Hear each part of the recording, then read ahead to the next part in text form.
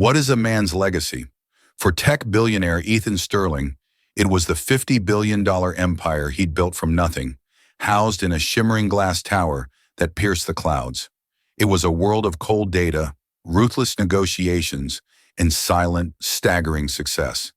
He had everything, and he felt nothing. But on a Tuesday morning, just as he was about to sign the deal that would immortalize his name in financial history, a single phone call from a ghost of his past shattered his sterile world. It was his ex-wife, her voice a tremor of desperation, with a demand that would cost him more than any deal. "Our son is dying, Ethan. Only your blood can save him." The air in the penthouse boardroom atop Sterling Tower was worth more per cubic foot than most people's homes. It was filtered, chilled to a precise 68 degrees Fahrenheit, and hummed with the silent energy of immense wealth. Ethan Sterling, the architect of it all, stood before the floor-to-ceiling windows, his gaze fixed not on the sprawling metropolis below, but on the reflection staring back at him. The man in the glass was sharp, impeccably dressed in a custom Tom Ford suit, his jaw set, his eyes the color of slate. He was the king of this kingdom, a monarch of code and capital. Today was his coronation. "The Hayashi delegation has entered the lobby, Mr. Sterling," said Marcus Thorne, his ever-present chief operating officer. Marcus was a man perpetually coiled with nervous energy, a brilliant strategist who translated Ethan's cold visions into executable plans. "They're 5 minutes away from cementing your legacy." Ethan gave a curt nod, his mind already cycling through the final clauses of the Hayashi Corp merger. This wasn't just a deal. It was an acquisition that would swallow his largest competitor and create a global tech behemoth. It was the culmination of a decade of sleepless nights, sacrificed relationships, and a single-minded pursuit of victory that had left little room for anything else. His fiancée, Isabelle Dubois, a woman as polished and curated as his art collection, had called it his masterpiece. He turned from the window, his face an unreadable mask of corporate control. "Have the final papers been brought up, Marcus?" "Signed, sealed, and waiting for your ink." "It's a flawless deal, Ethan." "Flawless." As Marcus spoke, the private line on Ethan's desk, a phone that only a handful of people had the number for, began to buzz. It was a low, insistent hum, an unwelcome disruption to the perfectly orchestrated symphony of the day. Ethan's brow furrowed. No one used that line. Not on a day like this. He almost ignored it, a flicker of irritation crossing his features. "Let it go to voicemail," he said, his voice flat. "It's the 4th time it's called in 10 minutes, Marcus noted, his own anxiety spiking. Protocol is to not interrupt the final moments of a $50 billion negotiation," Ethan snapped. But the buzzing continued, a mosquito in the sterile room. Something, a long, dormant instinct, pricked at him. With a sigh of controlled exasperation, he strode to the desk and snatched the receiver. "This had better be life or death," he said, his voice clipped and cold. For a moment there was only the sound of shaky, ragged breathing on the other end, then a voice he hadn't heard in 8 years, a voice that belonged to a different life, a different man. "Ethan?" Chloe, his ex-wife. The name alone felt like a foreign object in his mouth. Chloe Reynolds, the art teacher with paint perpetually under her fingernails and a laugh that used to fill a small, cluttered apartment he could barely remember.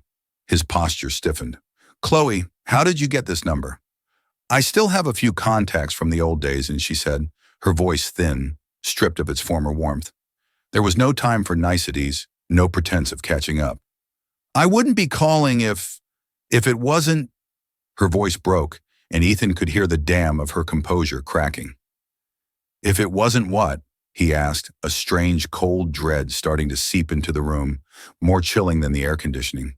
He saw Marcus shift his weight, his eyes darting between Ethan and the door, where the Japanese delegation would soon appear. "It's Leo," she choked out. The name hit him like a physical blow. Leo, his son, a boy he knew more through quarterly child support payments and the occasional sterile, forwarded photograph than through any actual memory. A boy he hadn't seen since he was a toddler. Guilt, an emotion Ethan had long ago classified as inefficient and buried deep, clawed its way into his throat. What about him? Is he all right? A sob, raw and unrestrained, tore through the phone line. No, Ethan. He's not all right. He's sick. He's very, very sick. She took a deep, shuddering breath. He has severe aplastic anemia. His bone marrow, it's failing. He's not making new blood cells. The doctors, they've tried everything. Treatments, medicines, nothing is working. Ethan sank into his leather chair, the fabric creaking in the sudden silence of the room. Aplastic anemia. The words were clinical, meaningless. He was a man of data, of assets and liabilities. This was a variable he couldn't compute. What does he need? Ethan asked, his voice suddenly hoarse. Money? The best doctors? I can fly him anywhere in the world. Name it. It was his default solution, the only one he knew. A problem was just a purchase he hadn't made yet. You can't buy this, Ethan, Chloe whispered, her desperation turning into a razor's edge. He needs a bone marrow transplant. It's his only chance. We've tested everyone. Me, my family, no one is a match.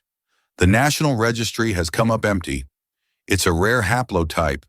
The doctors said the best chance, the only chance, is a direct biological parent. The air left Ethan's lungs. He looked at his hands, the hands that signed billion-dollar checks and manipulated markets. He tried to picture Leo, to conjure an image of his son's face, but all he could see was a faded photo of a chubby-cheeked toddler. Chloe's voice was now a raw plea, stripped of all pride. I know what I'm asking. I know it's been years. But he's your son, Ethan. He's dying, and the doctor just told me, only your blood can save him. The world tilted on its axis. The Hayashi deal, the $50 billion, the legacy etched in stock tickers and headlines. It all dissolved into meaningless noise. The reflection in the window was no longer a king, but a hollow man. In that instant, a biological imperative, a primal instinct he thought he'd coded out of his own system, surged through him with the force of a tidal wave. Where are you? He demanded, his voice a low growl. St. Jude's Children's Hospital, Pediatric Oncology Ward, 4th floor. Marcus stepped forward, his face pale. Mr. Sterling, the delegation, they're here. Ethan didn't hear him. He looked past Marcus, past the waiting signatures and the life he had so meticulously constructed. All he could see was a hospital ward and a little boy he didn't know, whose life depended on him. He slammed the phone down. He stood up, the chair scraping violently against the marble floor. He didn't look at Marcus. He didn't look at the portfolio that represented his life's work. He ran. He ran without his suit jacket, the one that cost more than a car. He ran without the briefcase containing the final terms of the deal. He ran without his phone, his wallet, or his keys, leaving them on the polished surface of his desk like relics of a former life. He ran without a single word of explanation to the stunned executives in his wake. He ran without a second thought for the $50 billion empire that was, in the space of a single heartbeat, crumbling behind him. The elevator ride down felt like a descent into another dimension. The silent, wood-paneled box that usually carried him to his throne was now a cage, trapping him with the ghost of his past and the terrifying specter of his future. When the doors opened onto the pristine lobby, the Hayashi delegation was standing there, a group of immaculate Japanese businessmen led by the legendary Mr. Tanaka himself. They bowed in unison. Ethan didn't break his stride. He blew past them like a storm front, ignoring their shocked expressions and Marcus's frantic, shouted apologies trailing behind him. He shoved through the heavy glass doors and out into the raw, unfiltered chaos of the city. The noise was a physical assault. The shriek of tires, the cacophony of horns, the roar of a world that didn't care about his crisis. He was a man who hadn't hailed his own cab in 15 years. He stood on the curb, disoriented, a general without his army. A yellow cab screeched to a halt in front of him, and he wrenched the door open, throwing himself inside. St. Jude's Children's Hospital, now, as fast as you can, he barked, the authority in his voice the only remnant of his usual self. The cabbie, a grizzled man with a seen-it-all slouch, glanced at him in the rearview mirror. Sure thing, pal. You got cash? My machine's busted. Ethan's hand instinctively went to his pocket. Nothing. He'd left his wallet, his platinum cards, his entire identity on the desk in his glass tower. Panic, a raw and unfamiliar emotion, flared in his chest. No.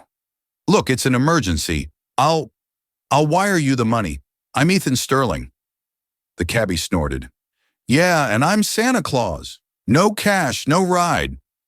Desperation made Ethan do something he hadn't done in decades. He pleaded, Please, my son. He's sick. I have to get there. He pulled the absurdly expensive Patek Philippe watch from his wrist.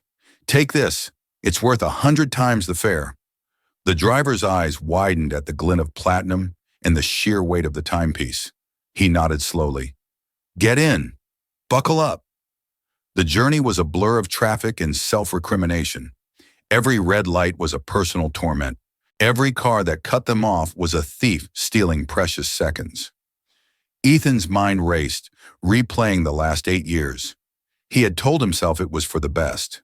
Chloe had wanted a simple life. He had wanted an empire. They were incompatible. He paid his support, more than the court required, salving his conscience with money. He convinced himself the boy was better off without a father who was never there. A ghost in his own home.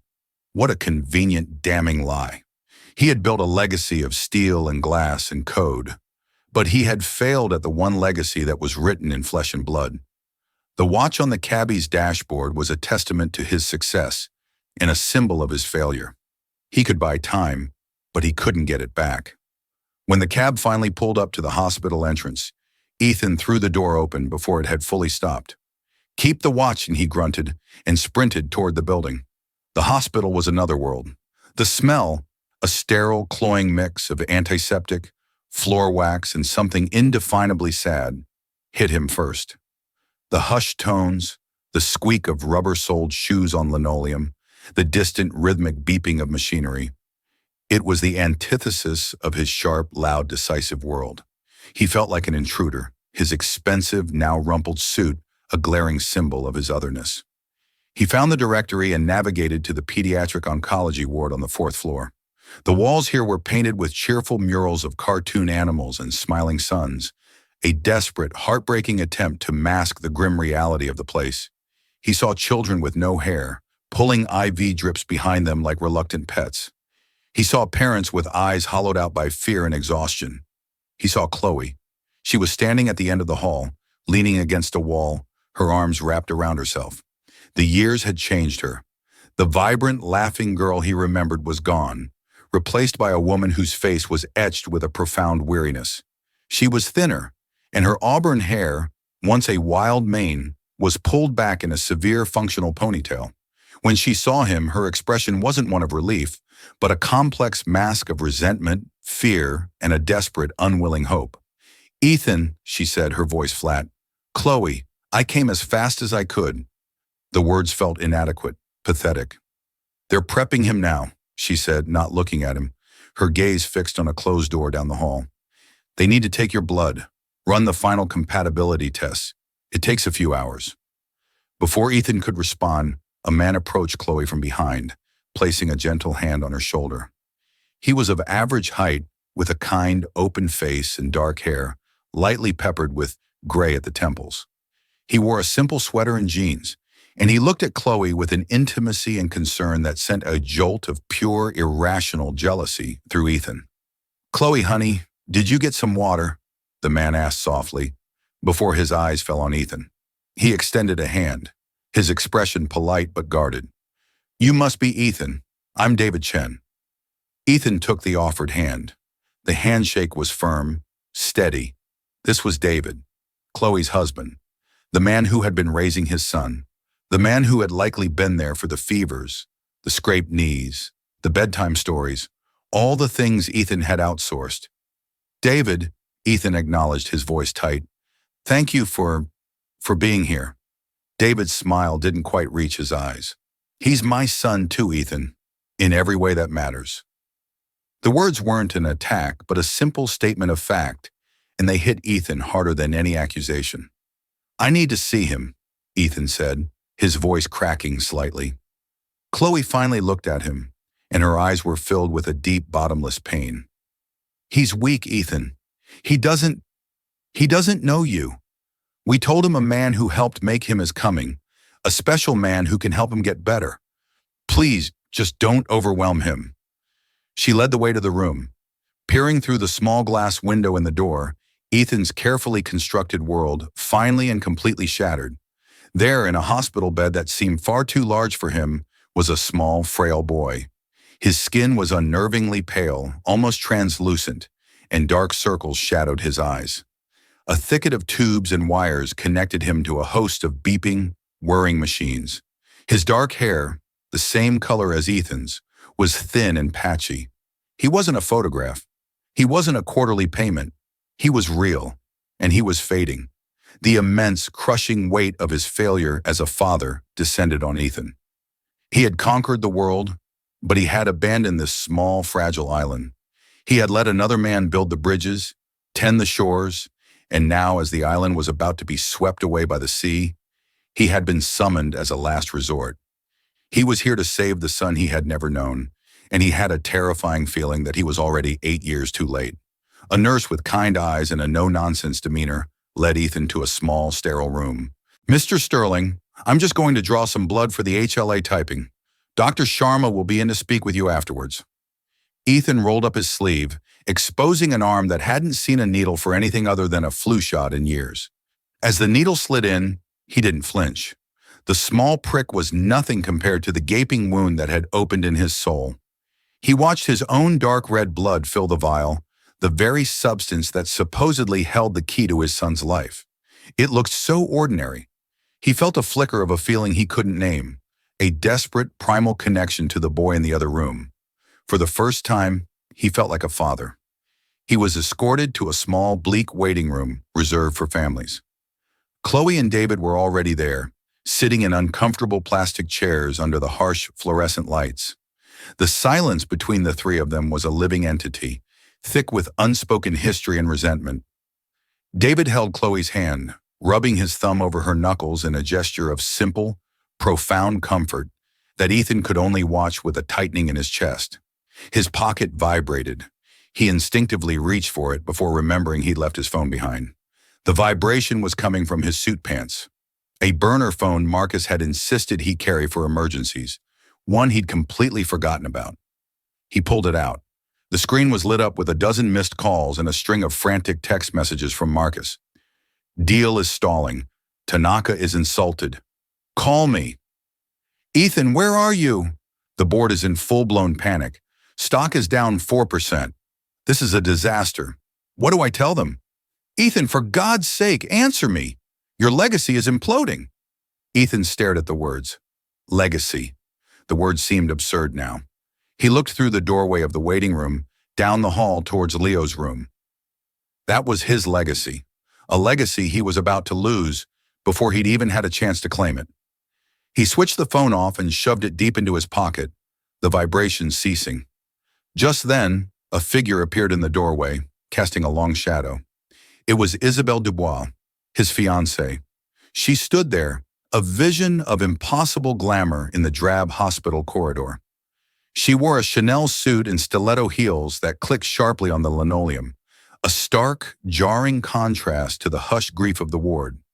She was holding his phone and wallet. "Ethan, darling," she said, her voice a carefully modulated whisper that still managed to sound loud. "I had your driver track your cab. I was so worried. Marcus is losing his mind. What on earth is going on?" Her eyes swept over the room, taking in the peeling paint, the worn-out chairs, and landing on Chloe with a look of cool assessment. Chloe stiffened, pulling her hand away from David's. "Isabel, not now," Ethan said, his voice low and strained. "Not now. Ethan, the Hayashi merger is collapsing as we speak. This is everything you've worked for."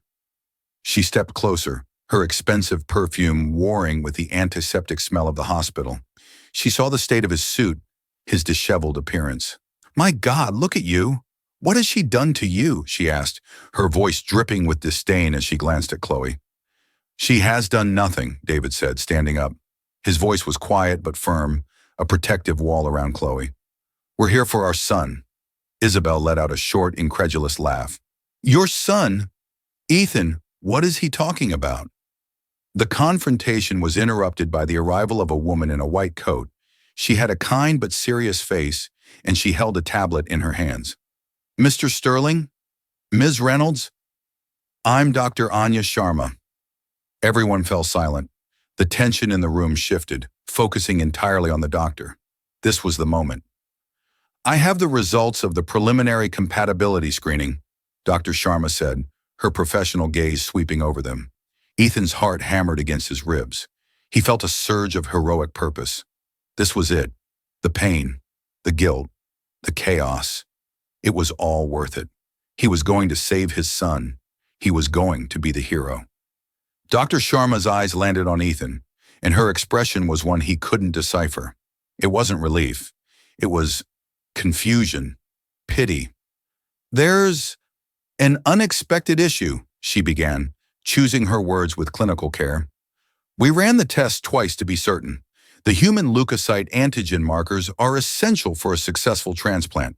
They're inherited directly from the biological parents, a unique set from each. And, Ethan urged, his patience gone, am I a match? Dr. Sharma took a deep breath. She looked from Ethan to Chloe, then back again. The silence stretched, thin and taut, ready to snap. Mr. Sterling, she said, her voice gentle but devastatingly clear. According to the genetic markers in your blood, there is a 0% chance that you are Leo's biological father. The words hung in the air, unreal and monstrous. 0% chance. Ethan stared at her, his mind refusing to process the information. It was a bug in the system, a data error. It couldn't be right. He had run from the deal of a lifetime. He had abandoned his empire. He had found his purpose in saving his son. He turned to Chloe, a storm of confusion and fury gathering in his eyes. What is she talking about? Chloe, tell her she's wrong. Chloe's face had gone utterly white, her expression one of pure, unadulterated shock. She stared at the doctor, then at Ethan, her mouth opening and closing silently. David put a protective arm around her, his own face a mask of bewilderment. Isabel let out a gasp, a sound of theatrical shock mixed with a strange, vindicated triumph. Oh my God, she whispered, looking at Chloe with newfound contempt. So this was all a lie? A shakedown? No, Chloe finally whispered, her voice a thread. No, it can't be. Dr. Sharma looked on with professional sympathy. The science is unequivocal, Ms. Reynolds. I'm so sorry. I know this is a shock, but we need to face the reality of the situation. Leo is still in critical condition, and his biological father is our only remaining hope. We need to find him, immediately. The room began to spin around Ethan. The carefully constructed narrative of his dramatic, sacrificial return had just been obliterated. He wasn't the reluctant hero swooping in to save the day. He was a fool, a stranger, an irrelevant variable in an equation he never should have been a part of. He had run from his real life, his real legacy, for a fantasy, a lie. The foundation of his past, present, and the future he had just begun to imagine crumbled into dust, leaving him standing in the rubble, a billionaire with nothing, a father to no one. The terrible truth wasn't just that he couldn't save Leo, it was that he had no right to even try. The silence that followed Dr. Sharma's bombshell was more violent than any shout. It was a vacuum, sucking the air and the life from the small waiting room. Ethan's mind, usually a fortress of logic and calculation, was a ruin. The single, unassailable fact, 0% chance, was a wrecking ball that had demolished everything. He turned on Chloe, his voice low and shaking with a toxic brew of rage and betrayal. A lie? Was this whole thing a lie? 8 years, Chloe. You let me believe for 8 years. No, I didn't know, she cried, her own shock finally giving way to a torrent of tears. She shrank back against David, her face crumbling. I never thought. You never thought? Ethan's laugh was a harsh, ugly sound. How could you not think? This isn't a rounding error. This is a simple question of who you were with. Who was it, Chloe? David stepped between them, his posture defensive, but his voice calm. Ethan, this isn't the time or the place. This is exactly the time and the place, Ethan roared, the sound echoing down the quiet hospital corridor, causing a passing nurse to stare. That boy in there is running out of time because she lied. Who was it? He directed his fury back at Chloe, his words like stones. Who is his father? Isabel, who had been watching the scene with a morbid fascination, stepped forward and placed a hand on Ethan's arm. Ethan, darling, let's go. This is pathetic. She used you. It's over. Your real life is waiting for you. Ethan shook her off, his eyes still locked on Chloe. The sight of his sophisticated fiancée trying to pull him away from this raw, messy tragedy only fueled his sense of dislocation. He felt trapped between two worlds, belonging to neither. Chloe, pushed to her breaking point, finally broke. Her confession came out in a flood of shame and long-buried pain, her words tumbling over each other. It was after that horrible fight, she sobbed, not looking at anyone. Do you remember, Ethan? The night you closed the Stratosphere deal? You were supposed to come home to celebrate our anniversary. You never showed up. You didn't even call until 2 a.m. You said the deal was your legacy, that it was more important. Ethan flinched. He remembered. Vaguely. It was a footnote in a long history of prioritized work. I was so alone, Chloe continued, her voice thick with misery. I felt like a ghost in my own marriage. I went for a drink with some colleagues from the school. There was this man, Mark, a substitute art teacher. He was kind. He listened. It was one night, Ethan. Just one stupid, lonely, meaningless night. I regretted it the second it was over. I was so ashamed. She finally looked up, her eyes pleading. When I found out I was pregnant a few weeks later, I was terrified. But I was also relieved. I thought it was a sign, a chance for us to fix things. I pushed that one night so far down, I convinced myself it couldn't have been him. I wanted it to be you. So badly, I made it true in my own head. I am so sorry. The confession hung in the air, pathetic and human. It wasn't a malicious, calculated scheme. It was a story of loneliness and desperate hope. But for Ethan, the reason didn't matter. The result was the same. He was an outsider, a fraud. His rage deflated, replaced by a vast, hollow emptiness. He had been offered a chance at redemption, a purpose beyond balance sheets and stock prices, and it had been snatched away because it was never his to begin with. Dr. Sharma, who had waited with professional patience, cleared her throat gently. Miss Reynolds, Chloe, we don't have time for this. This man, Mark, do you know his full name? Where he is now? Chloe shook her head helplessly. Mark, I don't even remember his last name. He left the school district a month later. He said he was moving back home. Somewhere in Oregon, I think. I have no idea how to find him. A wave of despair washed over the room. Finding a Mark, who was a substitute teacher in the city 9 years ago and might have moved to Oregon, was a needle in a continent-sized haystack. Every second they wasted, Leo's chances diminished. Just then, the burner phone in Ethan's pocket buzzed again. He ignored it, but it buzzed again and again with an unnerving persistence. Finally, numbly, he pulled it out. It was Marcus. He answered, his voice a monotone. What? Marcus's voice was strained, panicked. Ethan, it's over. Hayashi Corp just released a public statement. They're formally withdrawing their offer, citing leadership instability and erratic behavior. The market is reacting. We're in freefall. The board is calling an emergency meeting to discuss your removal as CEO. You've lost the company, Ethan. It's gone. Ethan stared at the linoleum floor. He had lost a son he never had, and now he had lost the empire he had built in his place. In the space of an hour, he had become a king with no kingdom and a father with no son. Isabel heard the gist of the call, her face hardening. She took a step back from him, as if his failure were contagious. It's done then, she said, her voice cold and final. You made your choice, Ethan. You chose this. She gestured around the bleak hospital room at the weeping ex-wife and her quiet, steadfast husband. I hope it was worth it. Without another word, she turned and her heels clicked away down the hall, the sound of his old life abandoning him completely. Ethan ended the call without responding to Marcus. He was adrift. He looked at Chloe, crumpled in David's arms. He looked at the door to Leo's room, behind which a little boy was fighting for his life, waiting for a father who wasn't him. There was nothing for him here. He wasn't the hero. He wasn't the villain. He was just irrelevant. Slowly, like a man twice his age, he turned and walked away. He pushed through the doors of the ward, past the cartoon animals on the walls, and into the anonymous corridor, a ghost in a hospital that held no place for him. Ethan walked out of the hospital and into a downpour.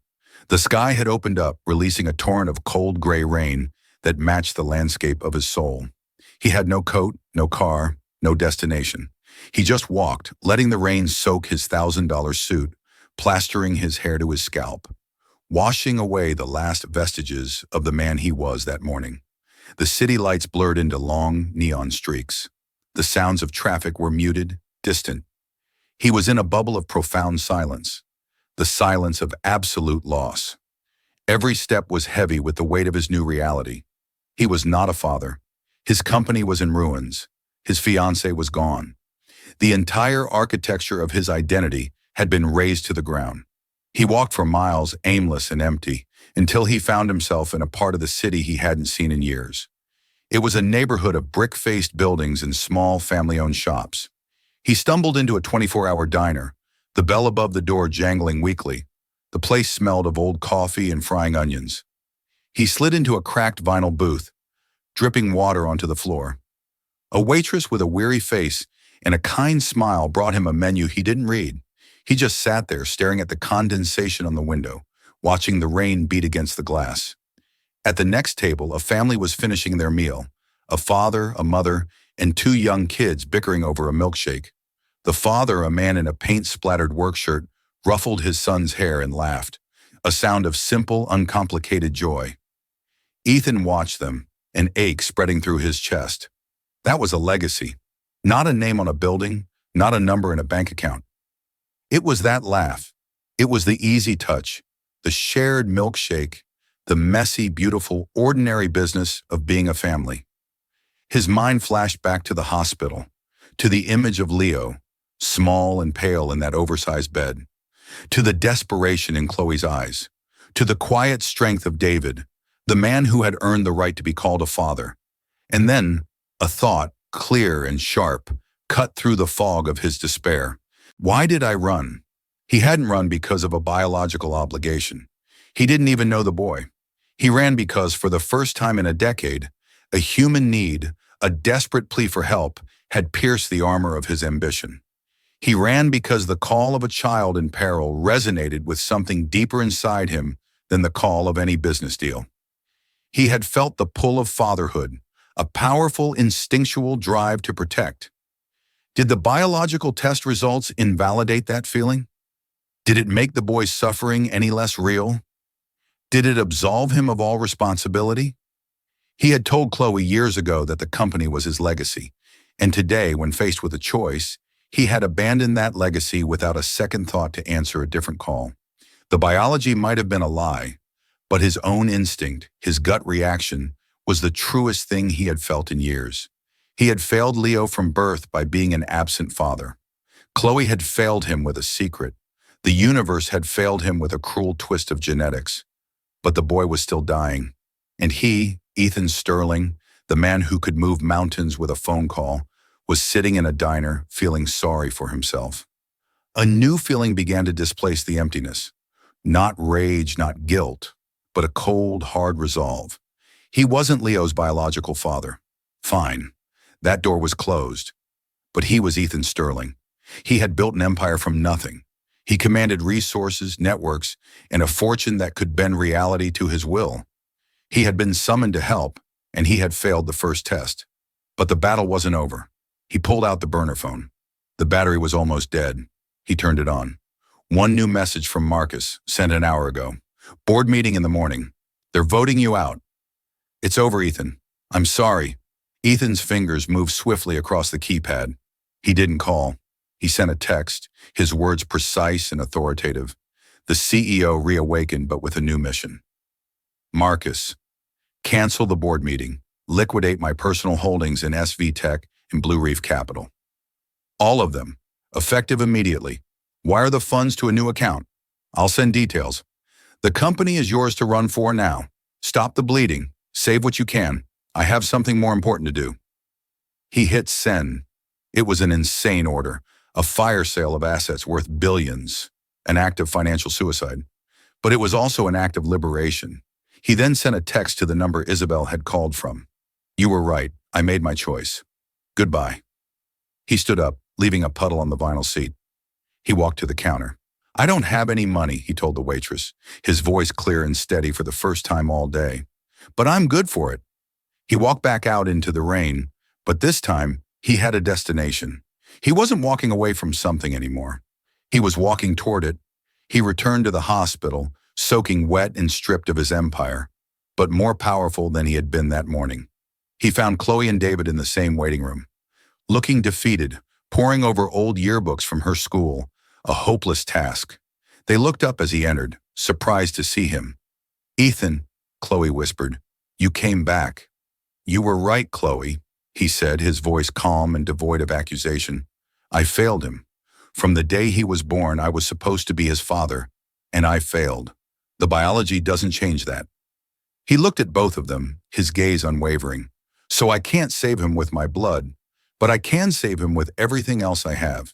You need to find a man named Mark who taught in this city 9 years ago and might live in Oregon. I can do better than that. He pulled out his phone.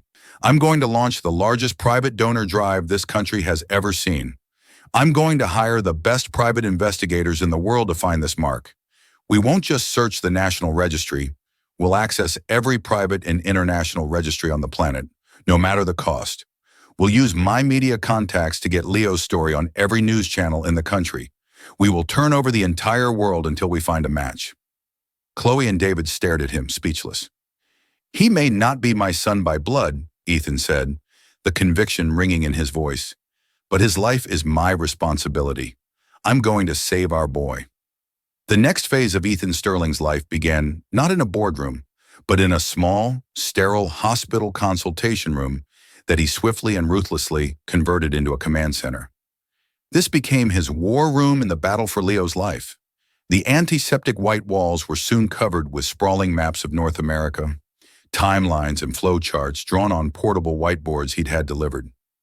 A bank of laptops hummed constantly, their screens filled with data streams, communication logs, and financial terminals.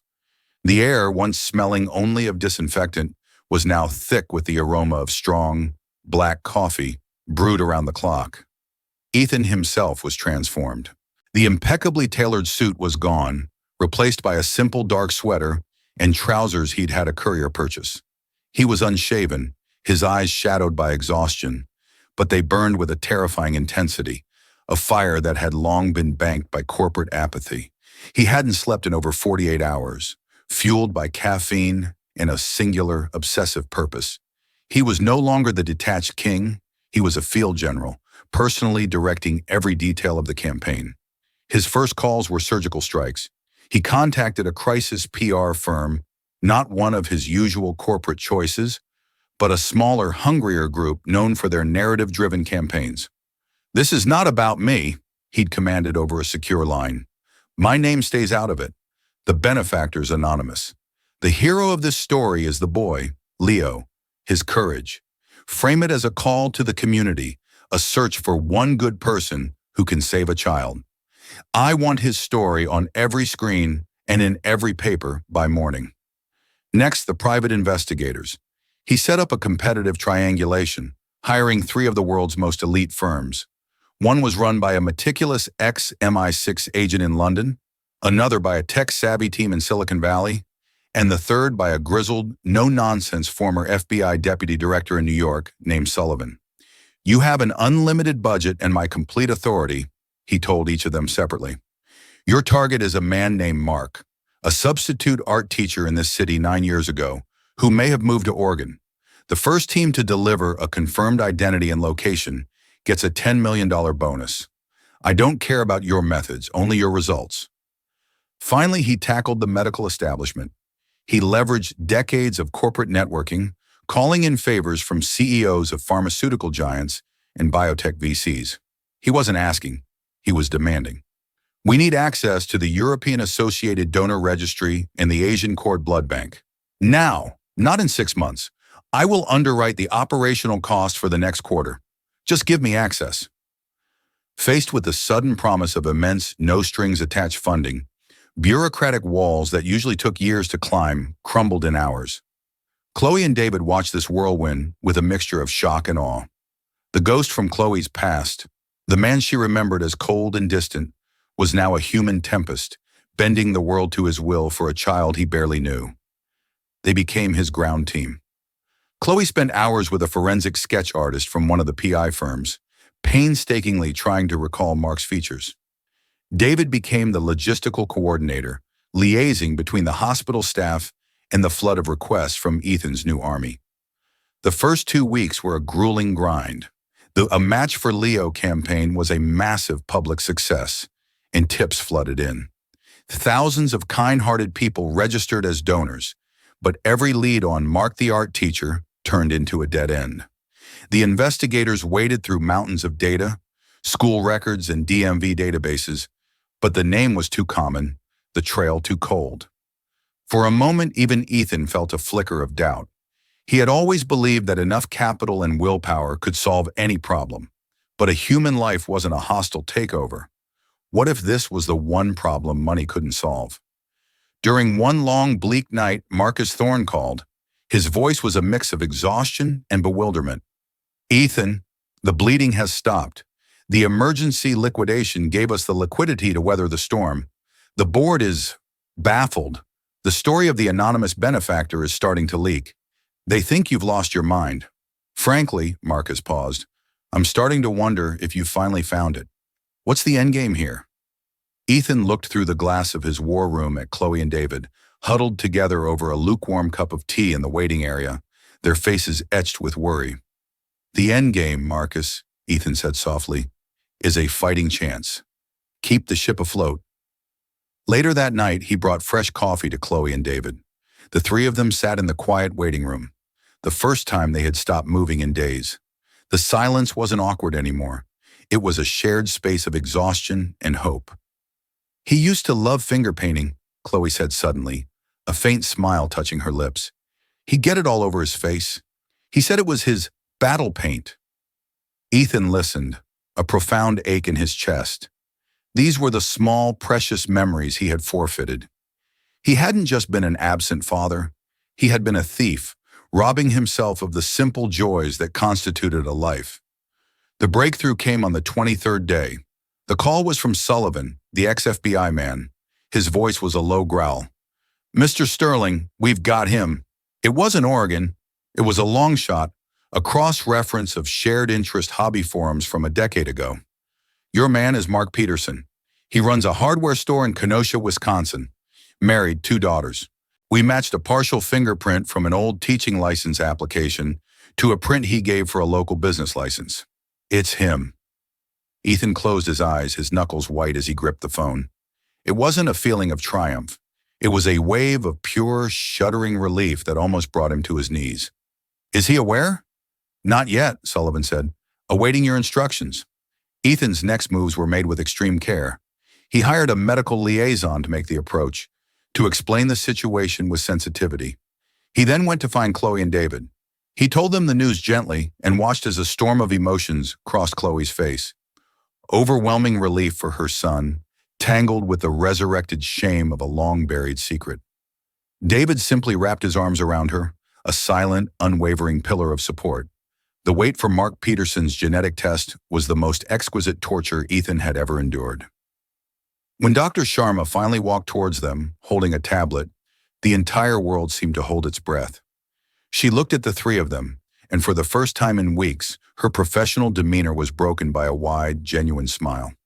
"He's a perfect match," she announced, her voice filled with emotion. "A 10 out of 10. It's the best possible outcome. We can schedule the transplant for the end of the week." The collective exhale in the room was a physical force.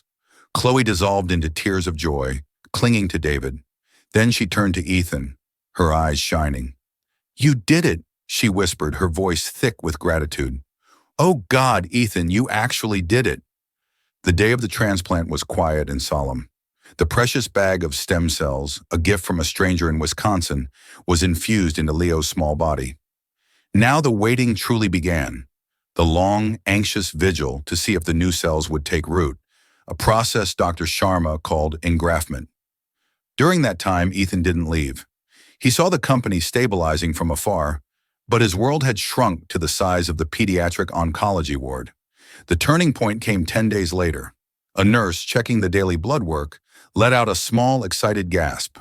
"His neutrophil count," she said to Dr. Sharma, "it's up. Just a fraction, but it's the first time it's moved in the right direction." It was the first glimmer of dawn. From there, the good news came in a slow, steady trickle. Leo's energy returned. He asked for his video games. The true victory came one afternoon when he complained loudly that he was sick of hospital food and demanded a pepperoni pizza. One day, Ethan stood outside Leo's room watching. David was by the bed, reading from a comic book, doing all the voices. Leo, with a healthy pink flush on his cheeks and a fuzz of new hair on his head, was roaring with laughter. Chloe was sitting in a chair by the window, knitting, a look of pure, unadulterated peace on her face. It was a perfect portrait of a family, and Ethan felt no jealousy, only a profound sense of rightness. He was the architect of this scene, not a resident in it, and for the first time, that felt like more than enough. David saw him and motioned him in. "The superhero man is here," Leo announced, sitting up straighter.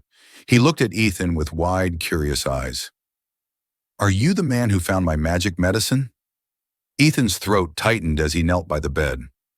"I was on the search party, champ," he said softly. "But your mom and your dad right here, they were the team captains. They're the real superheroes." He looked up and met David's eyes, a universe of understanding passing between them. Later, as he was finally preparing to leave, David walked him to the elevator. The silence between them was comfortable, respectful. "You know," David said, breaking the silence, "for 8 years I think I resented the idea of you, the rich ghost who just paid the bills. I thought if you ever showed up, it would be about ego. I've never been more wrong about a person in my life. What you did here, it wasn't about money. You poured your entire soul into this." "He's a great kid," Ethan replied, his voice steady. "He deserved a fighting chance. You gave him a life, David. I cleared the path." Ethan shook his hand, a firm, final gesture of peace and mutual respect. Stepping out of the hospital and into the bright afternoon sun, he felt a lightness he hadn't known was possible. His phone buzzed. It was a text from Marcus. "Welcome back, boss. The ship is steady. What's the first move?" Ethan looked at the message, then up at the vast open sky. He didn't reply. His world was bigger now. His legacy wasn't in a stock price or a skyscraper. It was in the sound of a child's laughter. It was in the quiet peace on a mother's face. It was a second chance, not just for Leo, but for him. He had run from his life to save a son who wasn't his, and in the process had finally, truly found his own. Ethan Sterling's story shows us that our true legacy is rarely what we plan. He started as a billionaire who had traded human connection for a glass tower, only to have his world shattered by a single phone call. He ran toward a duty that he thought was biological, but discovered a purpose that was purely a matter of choice. In losing a son he never had, he learned what it truly meant to be a father. His journey proves that family isn't always about blood. It's about showing up when it counts, and that redemption is found not in what we possess, but in what we are willing to sacrifice for others. What do you think truly defines a family? And what does it mean to build a legacy? Let us know your thoughts in the comments below. If this story moved you, please hit that like button. Share it with someone who might need to hear it, and be sure to subscribe for more real-life stories that explore the depths of the human heart.